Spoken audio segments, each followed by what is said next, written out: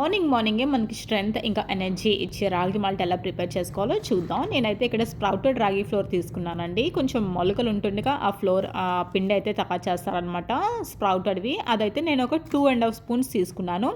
కరెక్ట్‌గా 2½ స్పూనే తీసుకోండి. నేను చెప్పిన మెజర్మెంట్స్‌తో ఒక్కసారి రాగి మాల్ట్ ప్రిపేర్ చేసి చూడండి. ఈజీగా తాగేయొచ్చు, బాగుంటుంది కూడానా. కొంతమందికి కొంచెం స్టిక్కీగా అయిపోతుంది కదా, అలా ఏమవ్వదు. ఈ మెజర్మెంట్స్తో కరెక్ట్గా చూడండి. ఇది ఇంకా మనకి చాలా హెల్దీ కూడా. 2½ స్పూన్స్ తీసుకొని ఒక బౌల్లోని కొంచెంగా వాటర్ వేసుకొని లిక్విడ్ లాగా ఫామ్ చేసుకోండి అనమాట. లిక్విడ్ అంటే ఇలా మన స్పూన్తో అంతా అలా కలిపామనుకోండి, నేను చూపిస్తున్న విధంగా ఆ బాల్స్ అనేవి అంతా లూజ్ అయిపోయి లిక్విడ్ లాగా ఫామ్ అవుతుంది.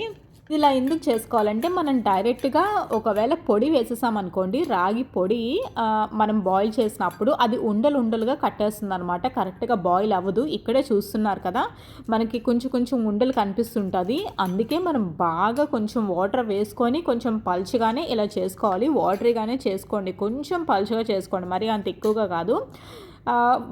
ఆ ఉండలు అవి లేకుండా కరెక్ట్గా పలుచగా ఇలా చేసేసుకుంటే మనం బాయిల్ వాటర్లో వేసుకున్నప్పుడు కుక్ చేసుకున్నప్పుడు మనకి పర్ఫెక్ట్ కన్సిస్టెన్సీతో వస్తుంది అనమాట. లేకపోతే ఉండలుగా ఫామ్ అయిపోతుంది.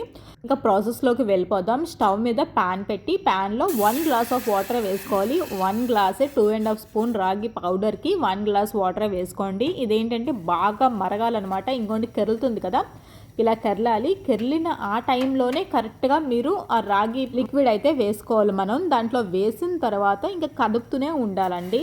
లేకపోతే మళ్ళీ కింద అంటుకోవడం, లేకపోతే ఉండలు అయిపోవడం అలా అవుతుంది. వన్స్ మనం ఇలా కలిపినప్పుడు ఏం చేస్తామంటే సిమ్లో పెట్టేసుకోండి, చాలా త్వరగా అయిపోతుంది. కొంతమంది చాలా ఎక్కువ టైం తీసుకుంటారు కదా, అవసరం లేదు.